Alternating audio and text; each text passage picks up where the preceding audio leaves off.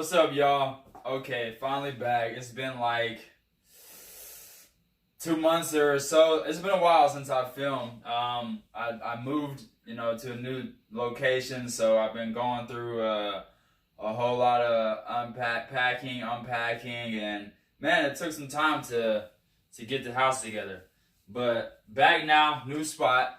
So today I got Caleb Woodside on, one of my teammates. And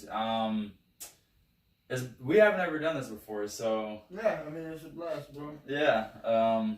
New location, new spot, looks incredible. Yeah, and you're the first person that got on. First person. So, anyways, all right, let's get right to it. I want to first talk about what got you into martial arts. How you felt about it before you started. I know we've talked about it before, so I pretty much know, you and I are the same in the sense that we both wanted to train. We both wanted to do martial arts even when we were, little kids. Yeah. So it was my father that got me into martial arts. Just growing up watching UFC, he was a former boxer himself.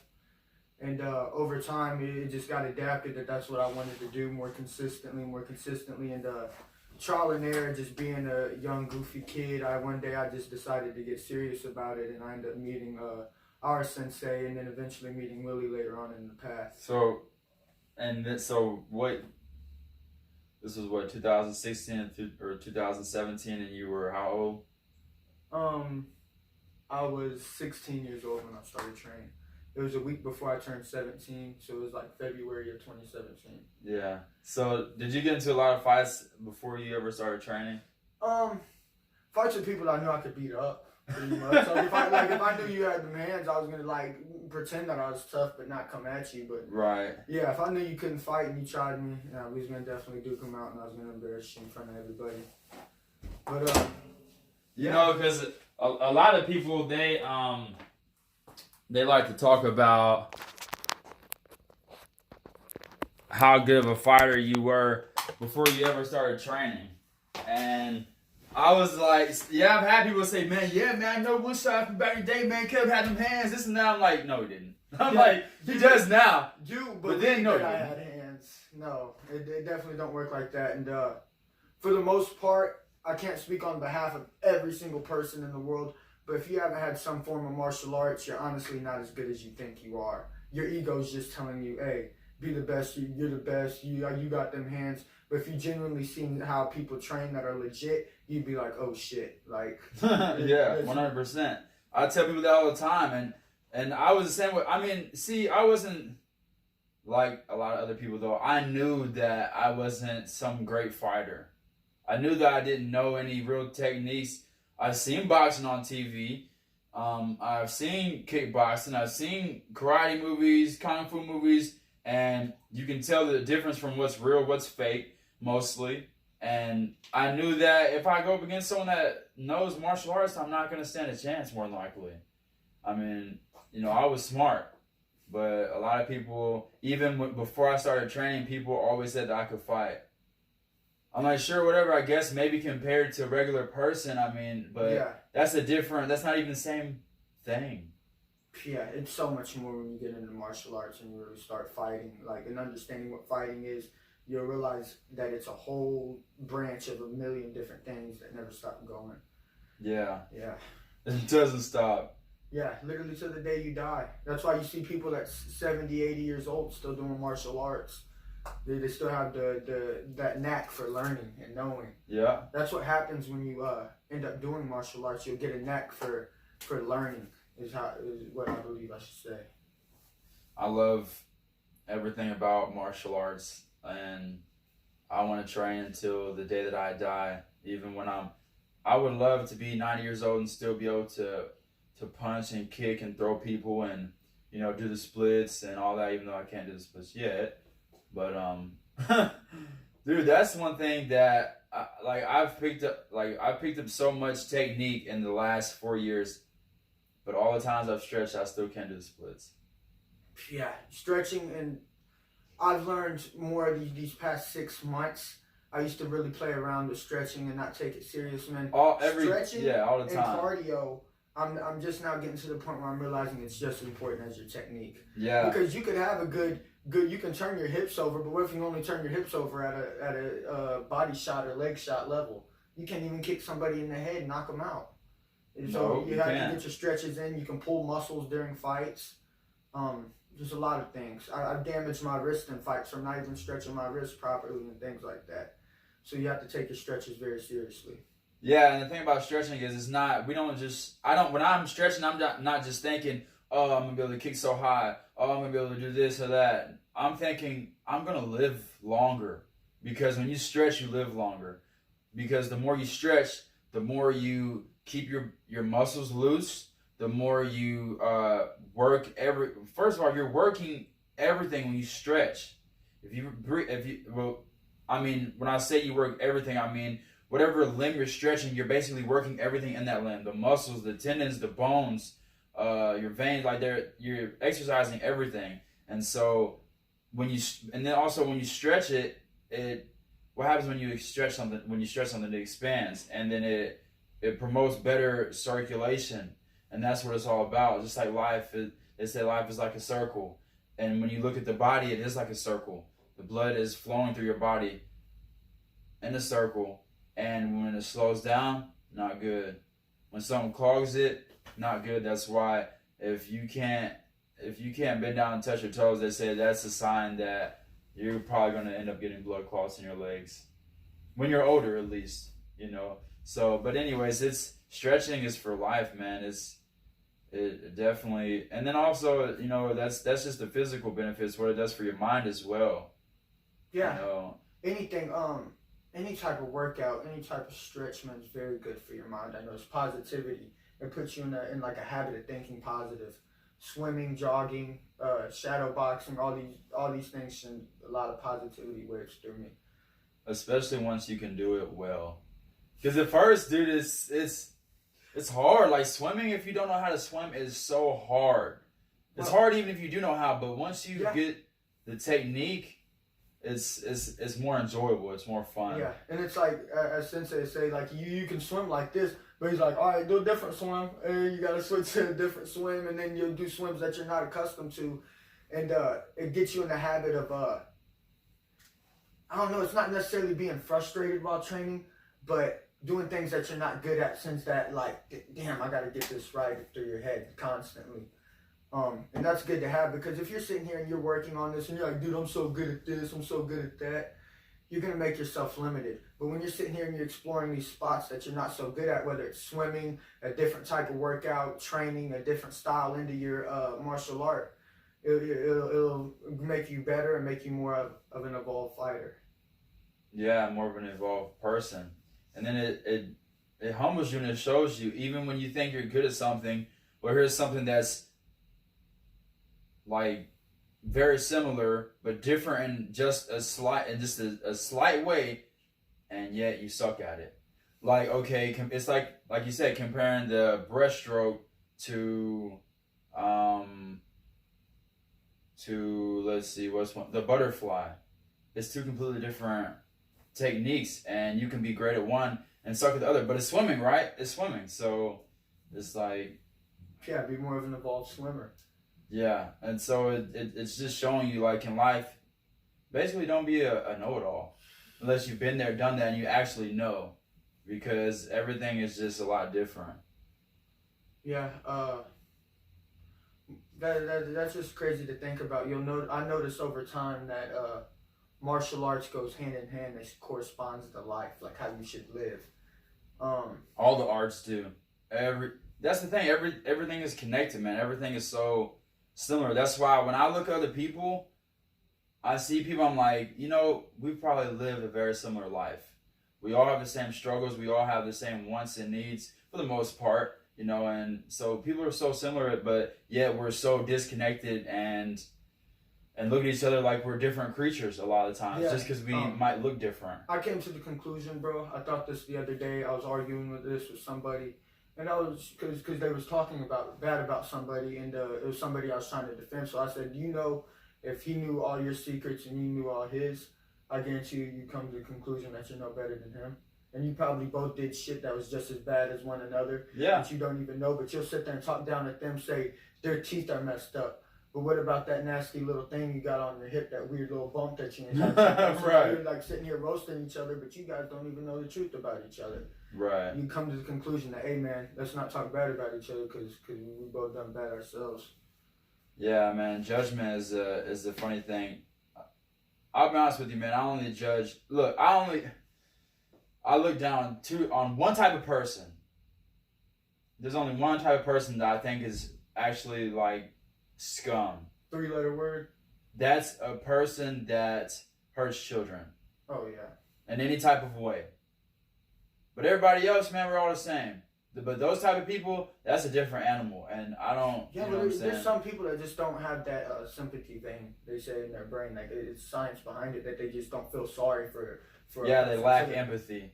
Yeah, so they could just sit here and do the most. Sure, but you know, that's fine and all, but that's not an excuse if you know right from wrong. Okay? Even though, say you're a stranger and I don't know you. I care about everyone to a certain extent, but let's say I don't. That doesn't mean I'm going to do something wrong to you. Or use that as an excuse. That's why when people play crazy in court and stuff, I'm like, forget about it. No. Yeah. You know what you did. But you're also not one for temptation. Some of these people that are foul people, all you gotta do is make a choice, yes or no, and they don't really. I don't know how to explain it. They're not down to make the right choices. So look, I understand I understand not being able to make the right decision. You know, sometimes I might choose a snack over an apple, and when I say a snack, I mean an unhealthy, not so healthy snack. But they're all choices that we make. No matter how big or small, every choice matters just as much as the next. I'd like to go back to a subject that we was talking about life and how it corresponds to martial arts. I'll say several things that you're supposed to do in a fight that helps you with life. Be committed, be focused, be in the moment, stay calm. That's 4 things that I just named off the top of my head, that if you live that in your life, and when these rocky times come, you'll be fine if you stay calm. If you see the bigger picture, if you stay focused on your plan, whether it's a business plan, whether it's chores you got to do at home, if you stay focused on the mission, you'll get it done sooner, and you'll be able to attack another mission just as fast. Well, you must be pretty focused because I see you just moved out of your mom's house, got your own place. My mama's crib, bro. Bravo. Yeah. Okay, you're a man now. Yeah, walk around booty naked in the crib if I want to. They can't say nothing to me. Yeah, I do that every day when the kids are not around, they're at school. Yeah, for sure. Yeah, I'll get dressed for the podcast. Right, pretty much. Right, that's how it goes, man.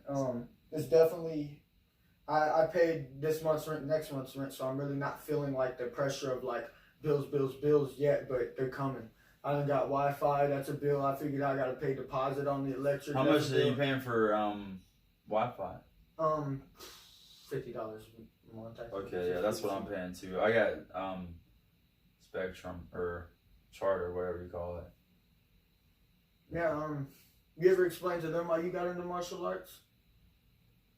Oh man, probably several times.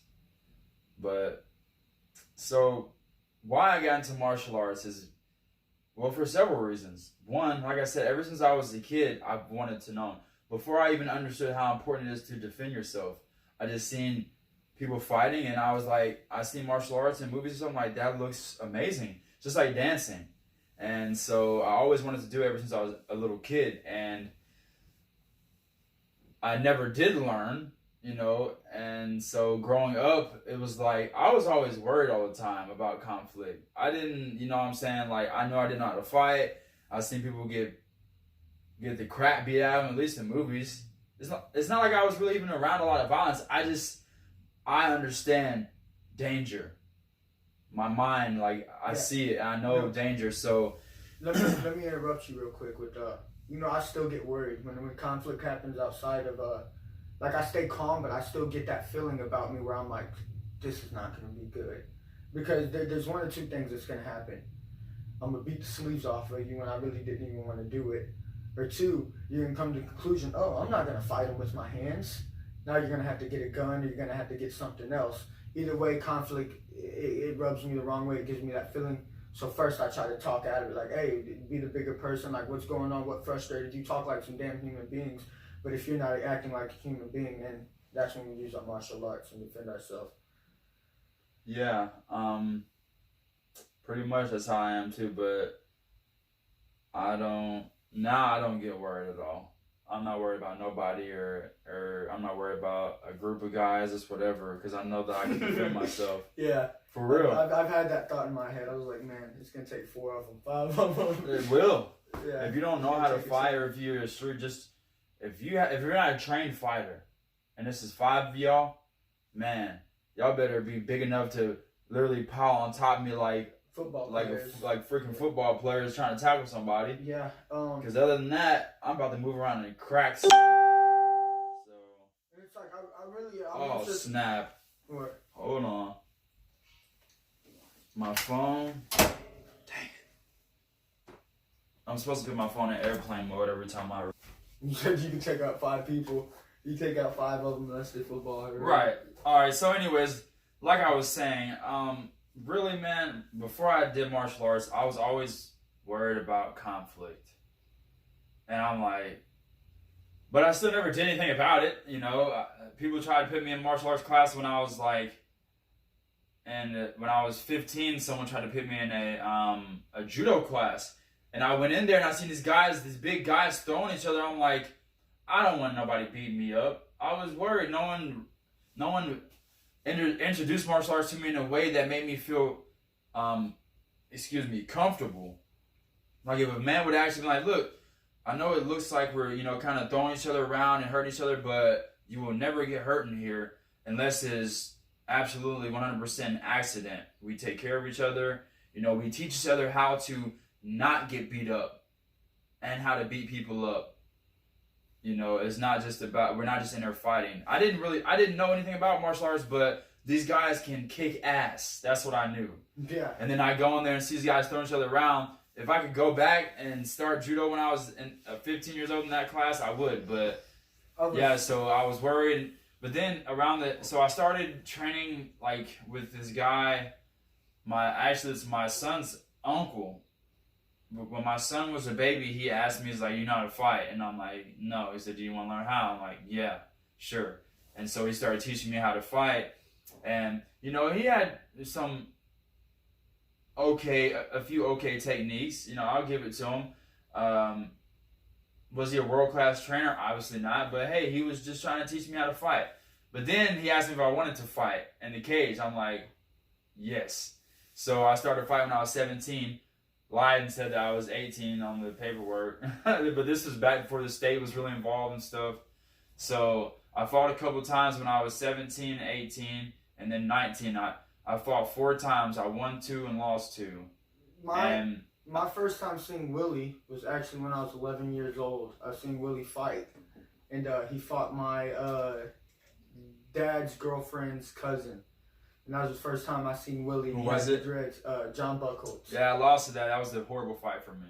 Well, yeah, I did not train. I was about to say no disrespect to you, but you weren't even a good fighter until you started training with Sensei. Yeah, I just remembered you from the dreads and being tall and skinny, and you were just one name that I remembered because Willie Henderson sticks out. So yeah, I started fighting, and then I fought 4 times, and I realized after the first fight, but each fight I realized more and more, if I'm not trained and prepared for this, I'm just going to be getting my ass whooped. There's no sense in me doing this. So I stopped for like 3 years, and then I was like, after working probably 25 different jobs in between that 3 years. Couldn't stay at a job. Couldn't stay nowhere, hated everything. I'm like, dude, what am I going to do with my life? And then I realized, martial arts is what you love. I loved a few things though. I love drawing. I love rollerblading. And I love doing a lot of other fun stuff, obviously, too. Like this right here, just talking to people. It's something I could do this for 10 hours straight, no problem.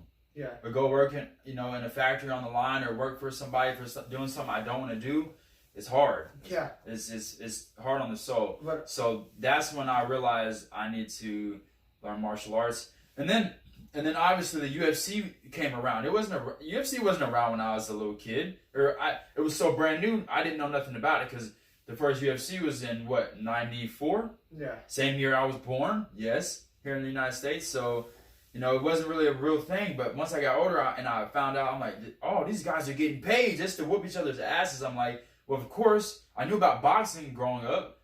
So anyways, I knew that fighting was what I was supposed to do. And this was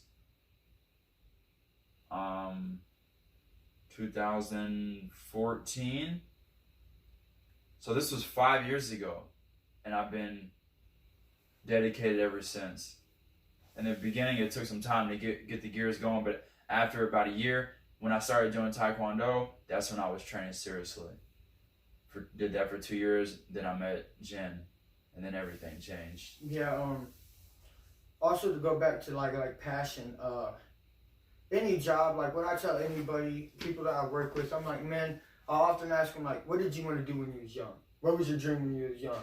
Dude, that's like, the same thing I said. I wanted to go be a nurse, or I wanted to go be on a spaceship and be an astronaut, and I'm like, go chase it. The only reason you haven't acquired that goal is yourself. This little mindset you put yourself in, these little doubts you have in your head. If you 100% believe it and you speak into the belief, I genuinely believe you'll achieve it. And that's what I'm going through right now, is putting the positive mindset in my head of like, you can achieve it if you put your mind to it. Stay focused, stay humble, all these other things. Yeah. You know, it's sad people don't actually believe that they can do whatever they want. Yeah, you're controlling yourself. You're limiting yourself. How the hell did Michael Jordan become Michael Jordan? He had to believe himself when he didn't even make professional basketball. I'll tell you the problem with things right now. A lot of the rich are too rich, and a lot of the poor are too poor. People should get paid more that do work at these jobs and factories and fast food, and even though there shouldn't be no fast food, but you know, people that work at, you know, the cash registers and this and that, people need to be paid more so they can at least live. People should not be working 40 hours a week and still struggling, not paying their bills. And I'm not talking about people that are blowing money and all this and that. I'm talking about people that just pay their bills, responsible people. They shouldn't be struggling. Yeah, and don't quote me on this. And then you got billionaires. I mean, come on. They don't quote me on this, but they said that the rich had a several $1 trillion increase while the poor had a $1 billion decrease.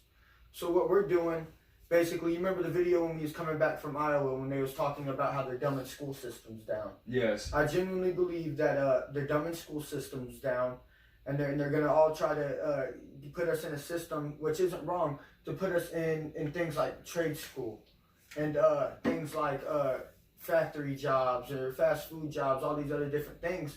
And the reason why is they just need us to support, whether, even if you think 100,000 is a lot of money in your eyes, I'm making 100,000 a year, good for you, but there's people making millions, hundreds of $1 millions a year, and all you're doing is supporting them, but you're supporting Apple, you're supporting Google, you're supporting McDonald's. That's all they need. Them are the ones that's making them the big bucks, so they're just going to keep making you people. A lot of things need to change. For one, dude, the health of this country needs to change.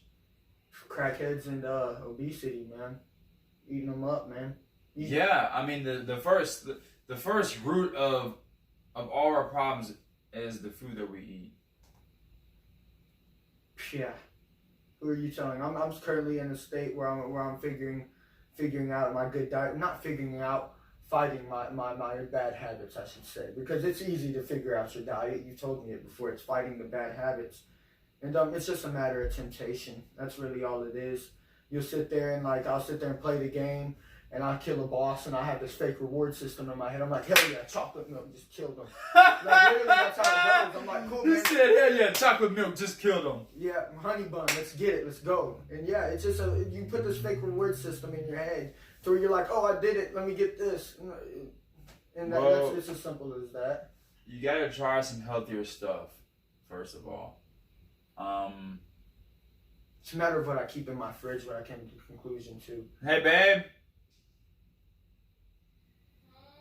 Will you bring me those cookies? I want to show them to Caleb. So Well, one thing that I'll show you you can start doing immediately, and it's not going to feel like you're taking uh, a step back when you do indulge in something that's not 100% natural.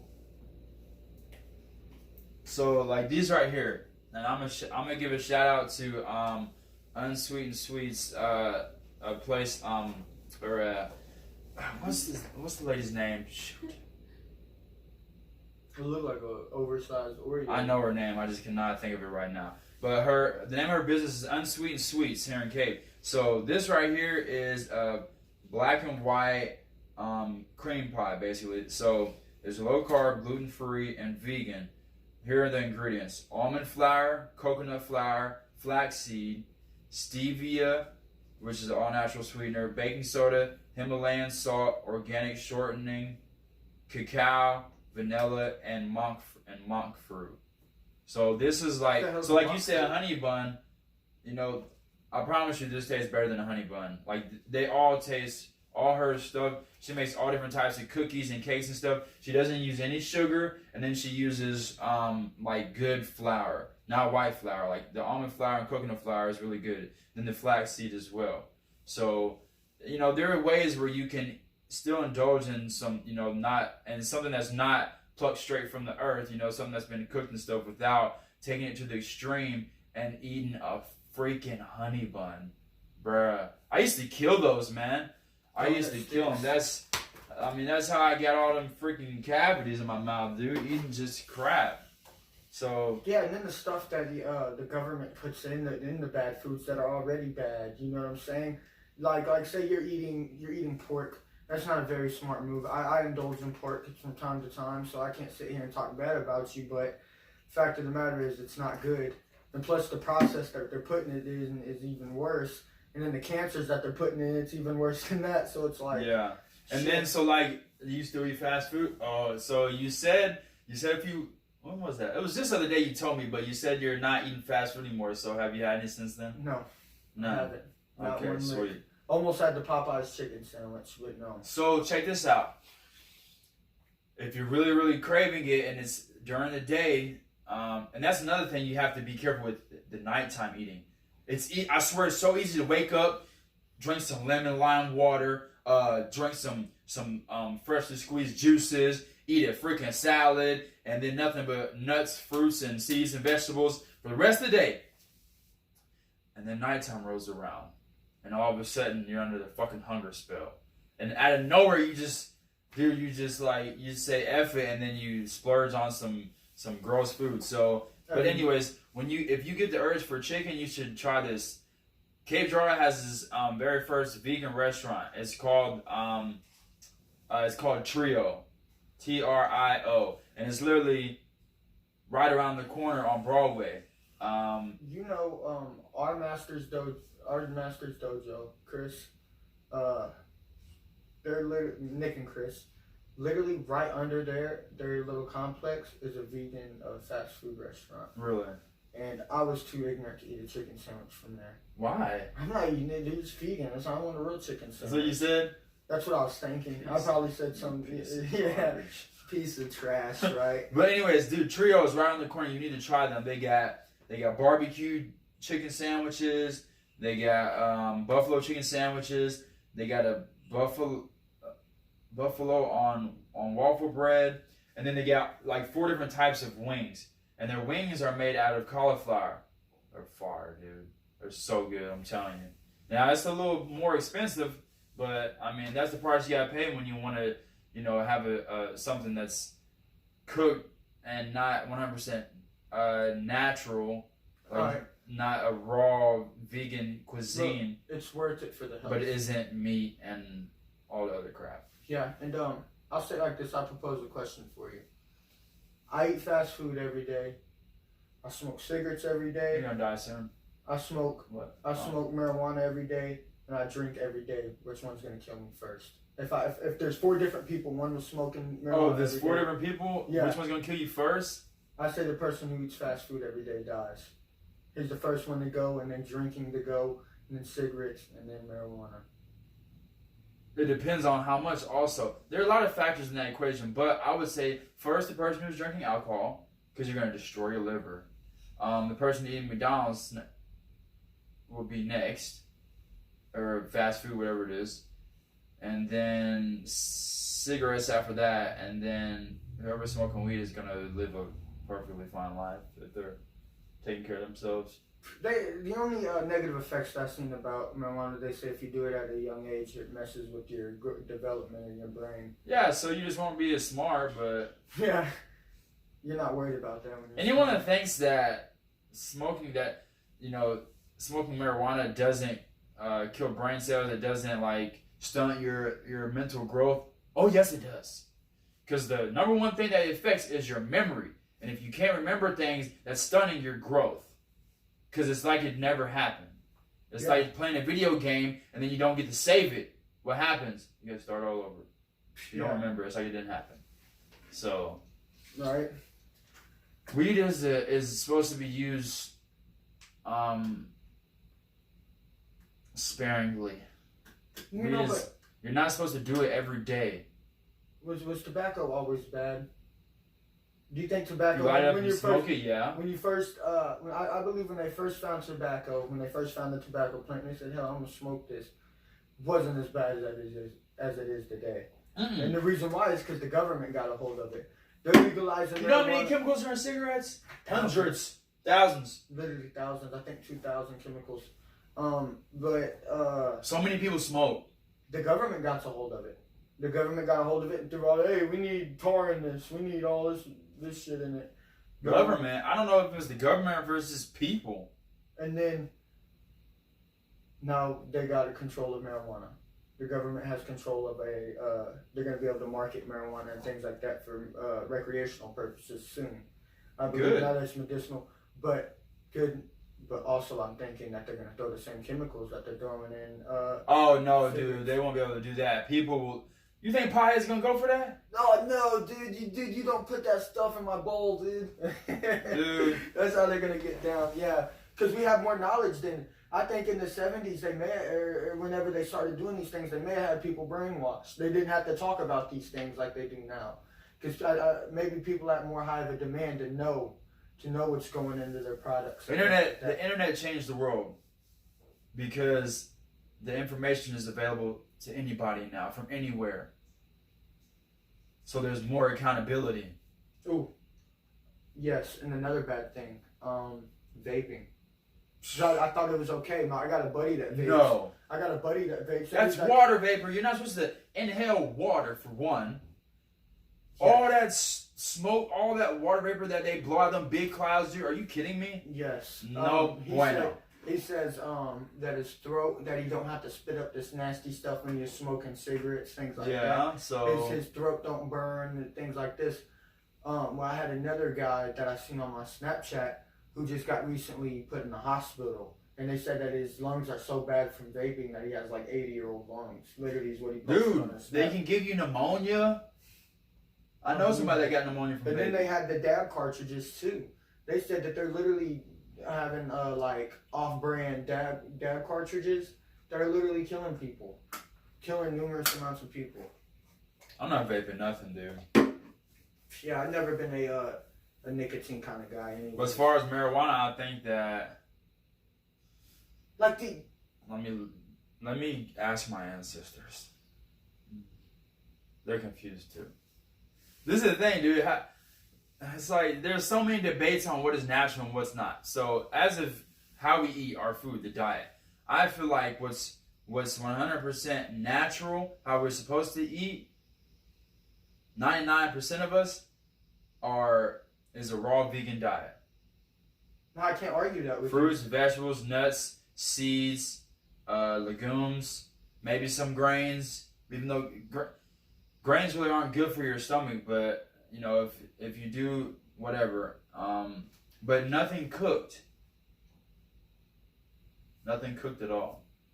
You know, I brought that up to Jen.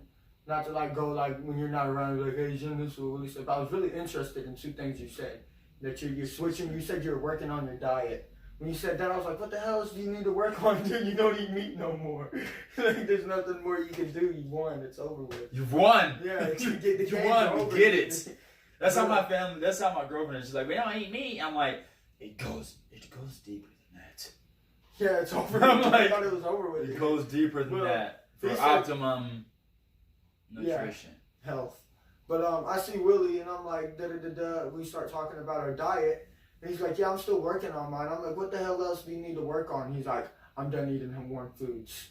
He's like, I'm not eating hot foods, and I was like, man, that's interesting. I've been trying. You said that's interesting is that we're natural herbivores, and this is an argument. I'm a meat eater, but it's an argument that I can't disagree with, only because I was raised up to be a meat eater, so it's just a habit of mine currently. But it's like, I've seen a lot of facts about this side, a lot of facts about this, but I still don't believe I did enough research to go in. And what you said that blew my mind was we have herbivore teeth and we have herbivore jaws. Our teeth are set up to... People think that because we got 2 or 4 canines, whatever that, we're supposed to eat meat. That's not how it works. That's not how it works. Carnivores do not have... No carnivore has teeth like us. Yeah, I'm thinking like carnivores when you see a hyena. There's nothing carnivorous about our bodies, bro. Everything down to the way we walk, the way we're shaped. Think about it like this. All carnivores are down on all 4, right? And their face is in the front, while their jaw, that's their weapon, right in the front. They got a strong head and all this muscle and all this body that protects their what? Their organs, which are where? In the back of them, underneath. Same with their testicles. Everything on a human is right in the front, open. We try to attack something, everything is open. So there's one thing. Most carnivores are nocturnal. We cannot see crap in the dark. Yeah, so we weren't natural hunters. We're not natural hunters, no. And then another thing, we're not scavengers either. We go for the best food, right? The ripest fruit. We're not going to go for rotten over ripe, but what are carnivores mostly? Scavengers. Even a lion and a tiger. You think they're so big and strong and they're the king of the jungle? Guess what type of animals they prey on? The weak and the sick ones and the babies. Yeah. They don't go for the biggest, strongest wildebeest or the biggest, strongest antelope. They go for the small one.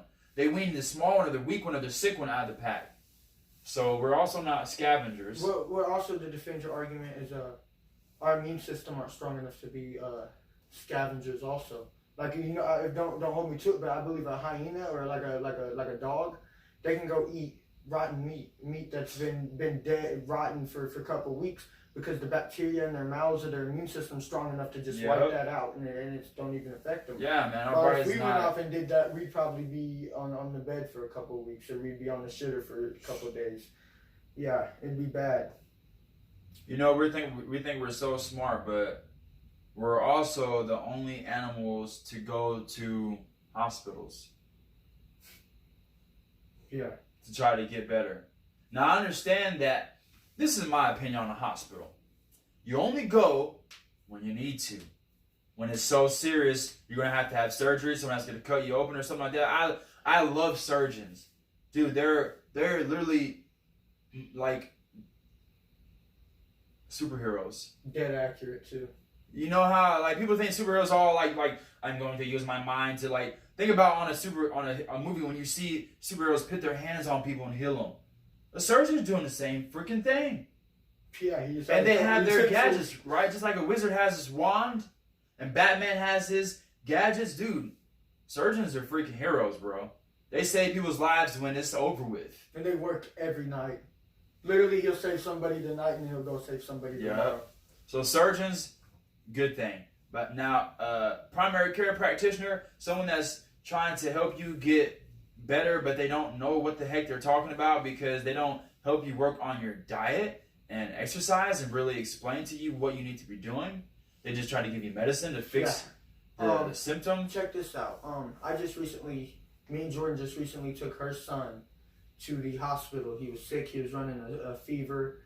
And basically what happens is I'm sitting here talking her out of it. His throat burns is what she said. His throat's swollen. I said, let's get him some throat medicine. Let's get him something like that. She's like, no, I'm going to go to the hospital. What's going to happen when we go to the hospital, Jordan, is they're gonna say a bunch of bullshit and they're gonna keep us there for a very long time, build the shit out of us, and give them some antibiotics. Yeah, and then tell them there's nothing we can do. She said, all right, but still let's go. And eventually we argued it for a while. We go. 12 o'clock, I said we're going to be there for longer than I was there when I got my hand checked out after my fight. I was there for 3 hours that night. We got there at 12, left at 5. Dude, there's treating J-Var. Dude, I don't know if you had this happen, but it sends like an instinct effect out of you when they're sitting there grabbing them, holding them like this, and like putting their body down. It sent like a rush through my body where I was like, dude, I'm about to kick this dude's ass. It was like bothering me because they were doing so lack of care and they was holding him and like holding his face. And then also they gave him 2 medicines, both of them this big, like this much. Dude, one of these is enough for me. And you're giving him fucking 2 of them and he's a quarter of my size. So I came to the conclusion that they keep coming in here giving them medicine. They just keep on billing us. They just keep on adding to the bill, and that's what they keep on doing. Yeah. They keep on bringing in different stuff to do on them. They're doing the medicines, dude. And then they're like doing nose swab, and then you don't know what is in that shit, or what it's going to do short term and long term to your body. Yeah, and it's all bad. You gotta. So what you need to do is start looking more into natural remedies for things, and then another thing, people don't try to prevent things from happening. They just wait until they get sick. Oh, I need to go to the hospital. Yeah, why is he running with his shoes off? You know, yeah, that's a bad step. You're running with your shoes off outside, playing outside. Yeah, unless you're in a field, unless you're on grass, somewhere you know there's not glass or anything sharp. Which I was a trooper, man. I was running barefoot, catching sickness and shit like that. You want to know something? What do you mean sickness? Catching sickness from being barefoot, no shirt, running in the cold, whatever it has you running in the rain. That doesn't really make you sick. You don't think it's true? Like, don't play in the rain, you'll get sick? No. You never heard things like that? I don't call it sick like you caught something. Your body is just a reaction. Just like you work out, your muscles get sore. Yeah, if you go and play out in the cold rain or something, you might get a reaction. I don't call it sick, man. Under the weather, whatever, it's just a reaction, and it's natural I'm not going to say it's not natural, but naturally it's going to happen if your body's not prepared. Yeah. Another important thing that I want to say is, dude, don't take medicine unless you absolutely have to, dude. Yes. No matter if it's your throat, your allergies, what have it. Dude, I sit here and argue with my mom all the time. I see her. She's sick. She's like, oh, give me some ibuprofen, Caleb. Give me this. Dude, ibuprofen, dude. I'm like, Mom, no. You know that feeds cancer cells? Cancer cells eat off of ibuprofen. There is this one study that I heard Dr. Rhonda Patrick talk about where they said that the women that have breast cancer, if you take ibuprofen, it can make the breast cancer cells multiply 4 times as fast. Yeah, now imagine trying to fight it. It would be a lot harder to fight.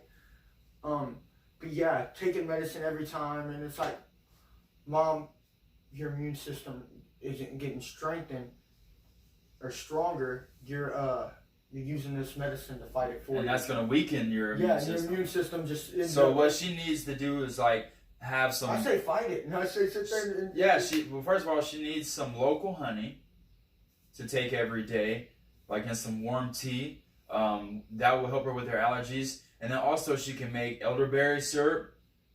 And you just take a teaspoon a day of that, or a tablespoon a day, or maybe 2. And yeah, that will help her immune system tremendously. Just those 2 right there. Honey, that's easy. And then making the elderberry syrup is very easy. Yeah. And there's so many natural remedies that it's like, who in the hell discovered this? And it comes to the conclusion that it was our ancestors when they were staying out in the bushes and in the trees. Yeah. And the thing is, technology is getting so good, science is getting so good, but we're still, at the same time that we're moving forward, we're pulling ourselves back by modifying things in a way that it doesn't need to be modified. Yeah. And this is not natural at all. All right, I got a different subject for you, fam. Something that came across my mind that I knew I wanted to talk to you about. Personally, what's your favorite fight? My favorite fight? Yeah, the fight that affected your emotions the most. My favorite fight was my last two, that tournament. It was the best I ever looked, the best I ever felt. I said, Willie, what you gonna work? What do you think you're gonna do differently that you haven't been doing? This was like a couple hours before I fight. He said, man, just gonna swing, bro. So I'm gonna let it fly. And I was like, oh shit, this don't sound too good. It sounds like he's gonna rush, and it sounds like he's about to go nuts in there. And then once you fought, I seen where you were coming from. That you're not gonna sit there and wait on your opponent. Nope. And I was swinging too, especially that first fight. I was swinging. Coming forward. You were coming forward. That's something that you don't see out of you a lot. You were straight gunning them. You were not only were you stepping while you were striking, you were coming forward. It's beautiful. I loved it, dude. It was my first time doing a tournament. Ever since I was younger, I always, especially watching like blood sport and stuff like that, they do tournaments. You know what I'm saying? Real mad. Pride, they'd have 16 men. One fight, try 6. You know what I'm saying? Like, but yeah, I was like 2 guys, 2 fights in one night, man. It sounds sick. So yeah, dude, I felt great. Like after I won both those fights, I couldn't go to sleep. We went back to after we ate and then went back to the hotel, and everybody was asleep. I'm up 3 o'clock in the morning, 4 o'clock in the morning. I could not go to sleep. I was amped, dude. And guess what? But I wasn't calm. I was still like amped up. Like I still wanted to fight more. You had to put your body through a weird position. You haven't done that before. Saying, hey, Willie, just go. You gotta get ready again. I know this hurts. Or was there anything that was bothering you heading into your second fight? I think one of my toes was hurting, but that was it. Just a tiny bit, but I did not feel it in the fight at all. Yeah, you usually don't. I say if you feel it in the fight, it's not that good. It's not a good thing that you felt that. It's probably hurt. I didn't even get to see your second fight, but I seen the pictures of when you heel kicked them, because you remember when you were in your second fight. You still haven't seen it? What? No, I didn't get to see your second fight. But you watched it. You ended up showing. You watched the video. Yeah, okay, you ended up showing it to me. I was sitting there backstage.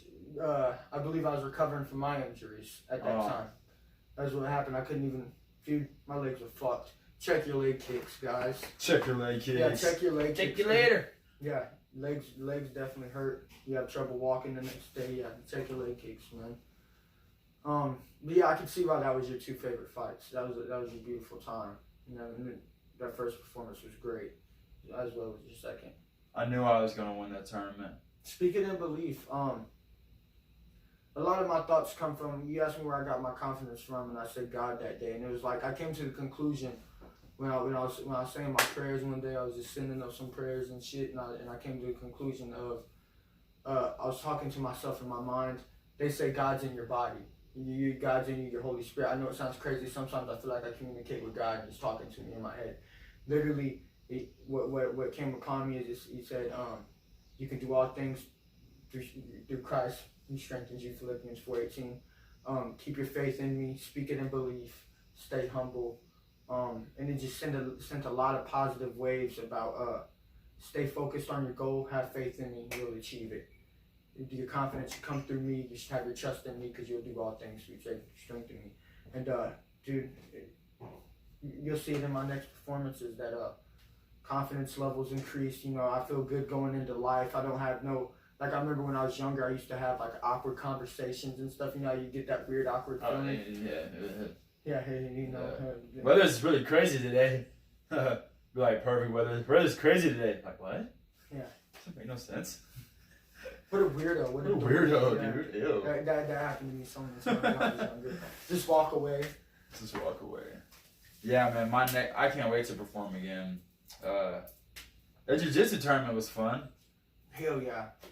And to talk about medicine again, that cannabis stuff I used the years when my ankle got popped. My ankle got put in a really bad position. And I put that on. CBD cream. Took it away in a matter of minutes. Literally took the that's like CBD infused with icy hot. Took the swelling away pretty fast. And I couldn't even believe, I didn't think it was gonna take swelling away. What I thought it was gonna do was it did it drastically, didn't it? Dude, my ankle was good. I wasn't able to walk on it. He gave me the cream. I put it on there. I was walking in 3 minutes. I was jumping on it. I was moving around. Yeah, dude, that stuff works. It works. It's legit. Don't take a damn painkiller. Take that. That's my advice. Yeah. They got all types of things that help relieve pain. But a lot of times, you know, just be a man. Just the pain will make you stronger once it goes away. What country you want to go to, bro? Jim's talking about going overseas. You know, I talked to him a couple times. Thailand. He wants to go to China again. He said he wants to go to Thailand. I offered him a new question. It's like, you know, the Kim brothers are traveling out to New Zealand to train with Robert Whitaker, and I was like, do you think we'll go to New Zealand? Dude, I would love to go train at inner city kickboxing with Israel Adesanya. I'd love to go there. Yeah. He seems like a good person too. His trainers, dude. Look how they breeded him. Yeah, and I was watching a countdown with him and Gastelum, and they said his coach was talking on there, and he said he knew he wanted to do MMA the whole time. Yeah. Even when he started kickboxing, he knew that he wanted to go to MMA. Of course, I knew that. So they bred him very smart, kind of how we're getting bred, you know. But yeah, I asked Jen if he wanted to go to New Zealand to see the Kim brothers and Robert Whitaker, and he says, "Dude, I want to go scuba diving in New Zealand." Dude, that's what he said. Yeah, I think we're gonna take a trip to New Zealand over time. Definitely ready to leave the country and like get a passport and book it out the country. He said no more month trips. He said 2 weeks would be the better plan. So we ain't gotta stay over there so long. But I'd like to do that, but more frequently, you know. He told me the opposite. He said, you know, if we can go to Thailand 2 weeks, but you really need to do a month. You really need to do a month. That's why we're gonna get over there and he's gonna keep us over there. You know, see how much improved your month? You know, you wanna go back 2 months, you know? Year? Caleb already got us a place. Like he wouldn't notify me on anything, he'd just set it up himself, have you take care of it. Man, so I'm ready for these, you know, next few jiu-jitsu tournaments, and I'm ready to go back to MMA, man. How do you feel? Do you feel like you're gonna mix it up? Do you know that you're gonna mix it up? I feel like it's gonna be beautiful striking and a beautiful transition from striking to sweeps and throws and trips. Yeah. I know that I'm gonna be whooping up on people on the feet, and if they try to tie with me, I'm gonna throw them. Dude, knockout city. Knockout fucking city, dude. The little gloves. For people who don't know the difference between martial arts and boxing, thing like this, with these boxing gloves on, I can hit you one really hard time, boxing, and it'll kind of cushion the punch. But these little ass gloves aren't made for a cushion. They're not made for padding. They're literally to prevent you from breaking your wrist. You can still get knocked out, but the thing is, the smaller the point of contact, the more pounds of pressure per square inch. Yes. And that's the difference. It's like the difference from getting hit by a boxing glove or an MMA glove. They say it takes 3 pounds of pressure to knock somebody out. Yeah, in a certain way. Yeah, that's all it takes. But that's this, you know, that's just like one big stiff one, not even that's nothing. That's nothing. But yeah, man, I'm definitely ready to compete. I love it. It feels the way it makes you feel. It's like I feel on top of the world. I never feel more alive than like those last 2 days, like the weigh-in day and the fight day. You never feel more alive. And sounds corny. I seen it off a game. I seen it on Apex, bro. And he said the realest shit I've ever heard. He said something about you never feel more alive when you're approaching death, approaching a serious situation. Yes. Like you never feel more alive. And I think that's the like the equal balance in the world. You never feel more alive when you have someone ready to kill you. And the thing is, when you're in that zone, you're having different chemicals released in your brain, and one of the major ones is adrenaline. There's dopamine. Dopamine's being released quite a bit too. You'd say excitement, happiness. Could be, yeah. If you're excited and you're happy, not so much if you're scared. If you're scared, it's releasing. I know what it is. Cortisol. Man, and what does this do to your body? A lot of negative effects. But what are they? It's like you just feel scared. I don't know. But what Mike Tyson's coach said, I heard on I was on Instagram one day, and they made a post. It was Mike Tyson's coach talking, and he was saying something about Mike has to get his shoulders bigger He's like, Mike, you're too little, man. You got to get your shoulders bigger. Our conversation we was having. And he was like, it's not going to improve your technique at all. It's not going to improve you. It's not going to make you a super power puncher. He said it's going to do nothing like that. It's going to be an intimidation factor because you're too small. And he said intimidation controls the mind. He said when they're scared, they won't fight half into their ability. So Mike Tyson literally bulked himself up and made himself look like an intimidating man just to intimidate another man. And intimidation controls your mind. Doubt controls your mind. That's why you see such ordinary people, such small-minded people, because they're doubting themselves and they're worried about what another person thinks. Yeah, that's why when we fight, like I've told you, nothing but confidence. There's no way they can win. There's no way they can stop us. You're the best. Yeah, simple as that. Leave it. You have to truly believe it. And I do believe it. Even if I take a loss, I will still be thinking, I know I'm the best in the world. I just need some improvements to make. To where I can improve it consistently. I rolled my dice wrong that night. Things like that. Yeah, shit happens, man. But don't doubt yourself and chase your dreams, man. Stay focused. So many people doubt themselves. I have a very vivid dream, dude. Not a dream, but it was an old memory, man. When I was 10 years old, a bunch of people used to get drunk where I was at when I was younger. A lot of people, I stayed in this trailer with like 12 people. It was a double wide trailer, like 3-bedroom. I want to say 3 bedrooms, pretty nice size. Had like 12 people in there. I think I can recall my stepmom, my dad. And 3-bedroom trailer? Yeah, my stepmom, my dad, me, Kaylee, Dee Dee, Gary, Anna, David, Bella, Braxton, Brianna, and Callie. That's 12 people. No, Callie wasn't born. 11 people. Dang. That all stayed in this place. And we'd have visitors come from time to time. One of them was Dee Dee's cousin or something like that. His name was PJ, man. And he said some shit when I was 10 years old. He literally said, dude, give it up. Like, I was talking about fighting. He was like, don't do it. He was like, man, I can't really remember what he said, but he was basically telling me that I'm not going to make it. Yeah, dude, hand to God, bro. I can't make this up. Vivid memory hurt my feelings, dude. Where's he at now? Fat. He was fat when I seen him, but yeah, he's Does he see you're fighting? No, I haven't even talked to him. I hope he does. I hope that he sees it. What about Facebook? He don't have me on Facebook. I never cared to reach out to him or nothing like that. But yeah, he literally told me, he was a grown man. He was like, dude, don't do it. He's like, you're not going to be able to do it. Why? Drunk and felt like being a prick, probably. And some people will listen to that, man, and take it to heart. And you know, I'd love nothing more than to see him and be like, what now? Like, who you looking at? You looking at Caleb Woodside. Your knockout artist. I swear. But yeah. It definitely rubbed me the wrong way, and I wish I could see him now and tell him fuck off.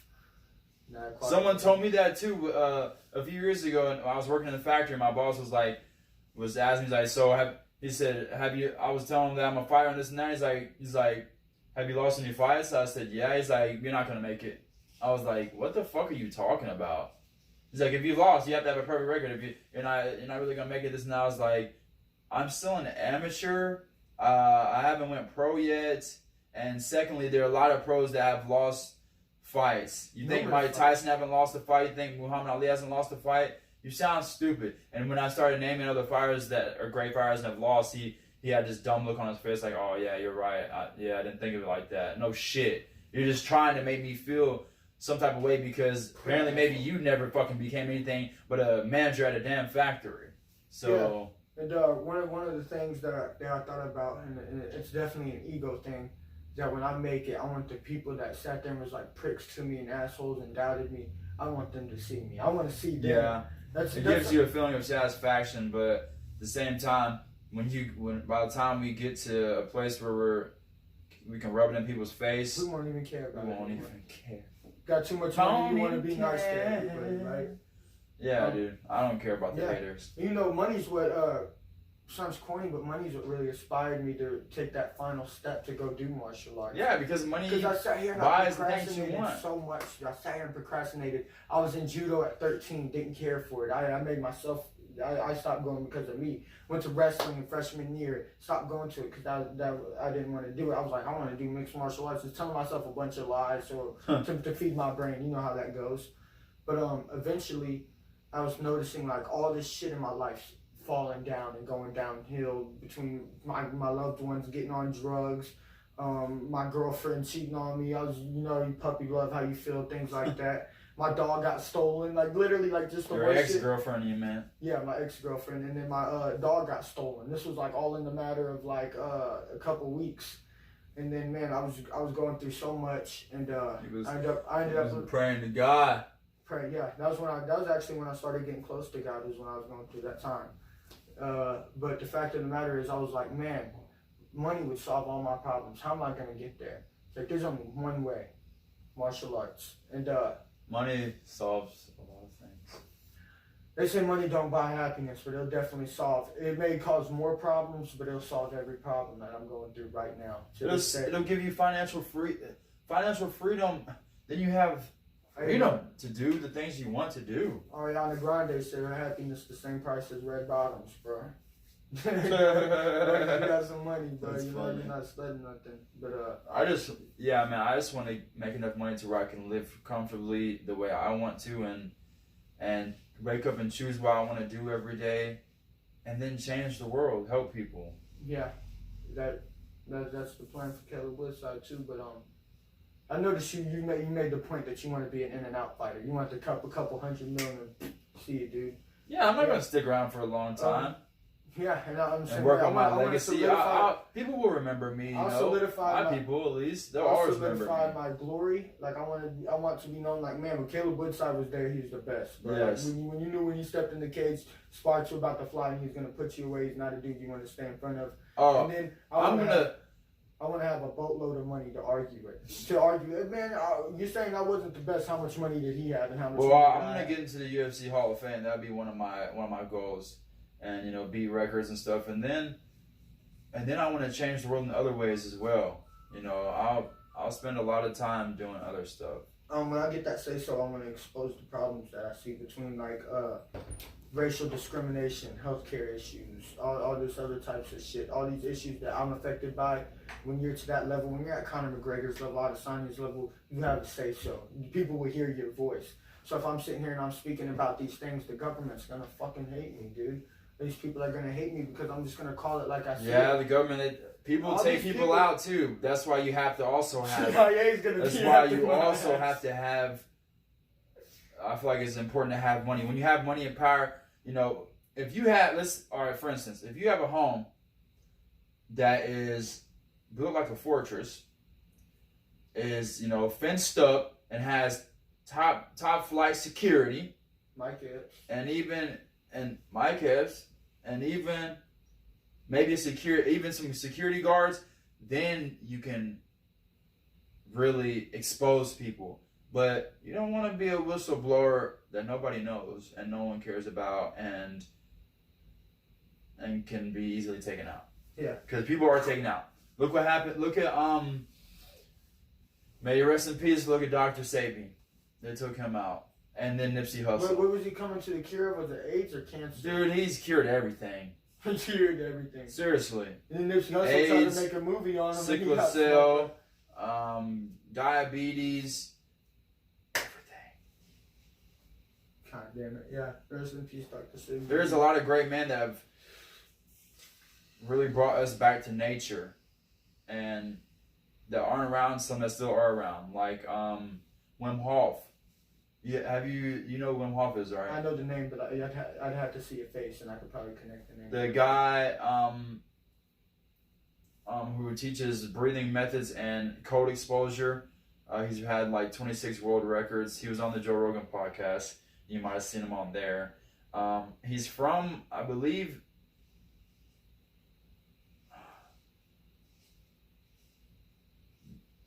the Netherlands or... Shoot, I can't remember. But he's not from America, obviously.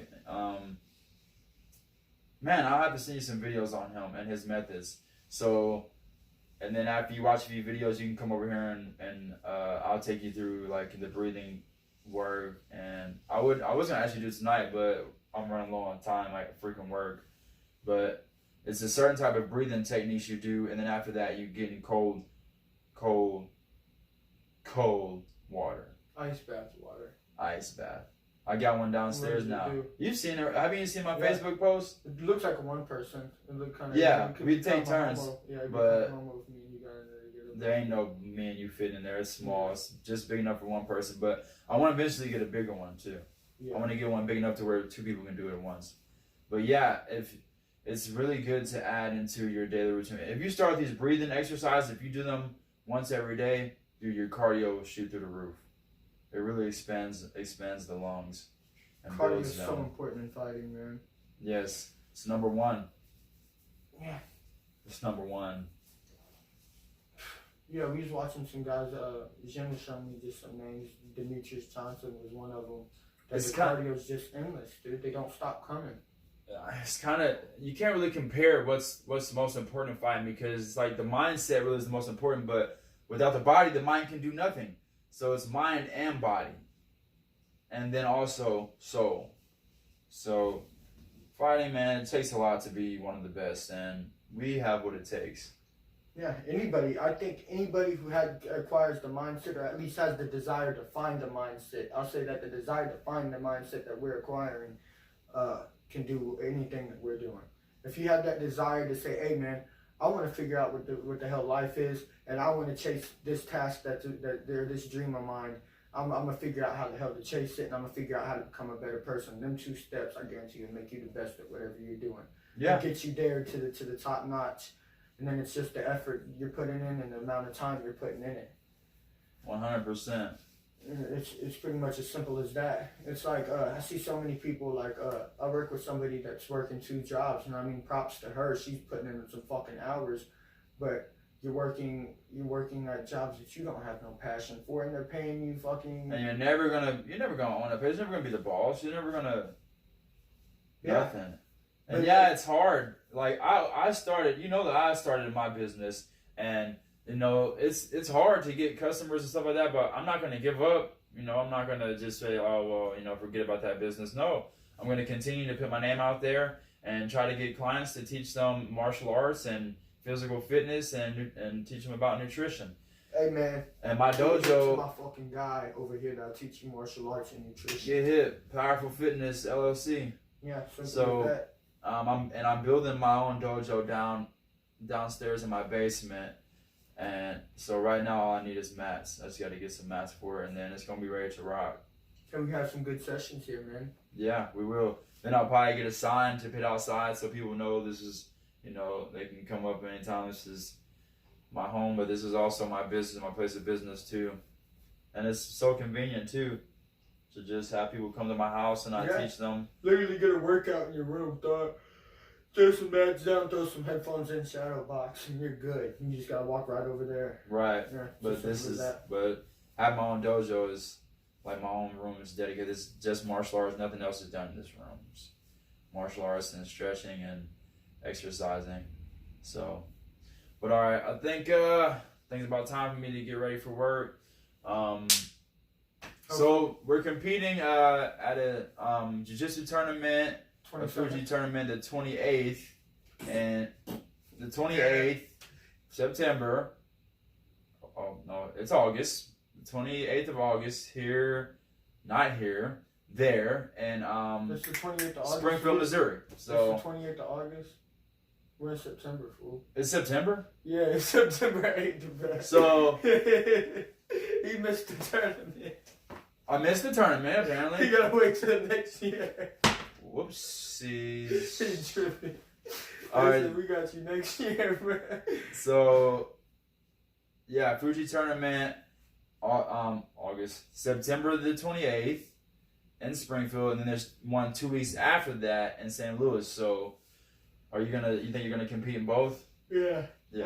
The way I got my rent lined up, I'm pretty good to not have to worry about bills, so I can focus on both of them tournaments. Hopefully, if they're $70 a piece. Yeah. Yeah, it kills me. I wish we could do them for free. I can go in there and fight for free. Be nice. Or you'll pay me to fight at some point. It's nickel fritz, but you'll pay me. And then I gotta pay you for a jiu-jitsu tournament. That sucks. Yeah, but hey, hopefully the no-gi grappling gets more recognized. Get more competition flowing through there. Yeah, it's growing nonstop, so it definitely is. Like the guy was saying when we went to the Paducah one, it's definitely growing.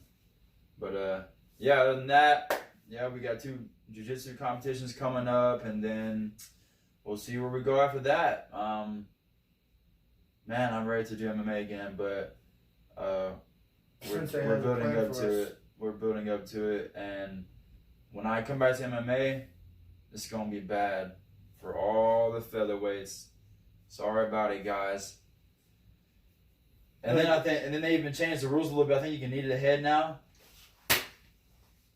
Hey, I'm gonna walk out like Gavlin's opponent, bro. You remember when he was walking out in Farmington? He came out. He said, no, I don't remember that. Bro, we was in Farmington. Gavlin's opponent walked out. He walked out halfway. Oh God, no, I do remember that. That was funny. No, he did not know how to I would go knee the shit out of somebody, boy. He let it be known. He kneed Gavin in the nuts. He got punched in the nose too, Yeah. bro. That was messed up. But all right, I appreciate you coming over. Man, I wish we had more time. I feel like we've just been sitting down for a few minutes. Yeah. Time flies when you're you're doing this. Yeah. Yeah, bro. We'll have many more. I'm excited, dude. This is something I wanted to do for a while. It's just I procrastinate on the times, and dude, it's dope. And we're glad to be here, and we'll definitely have more. We'll have many more. Right on. All right, everybody. Till next time. Peace. Be easy, bro.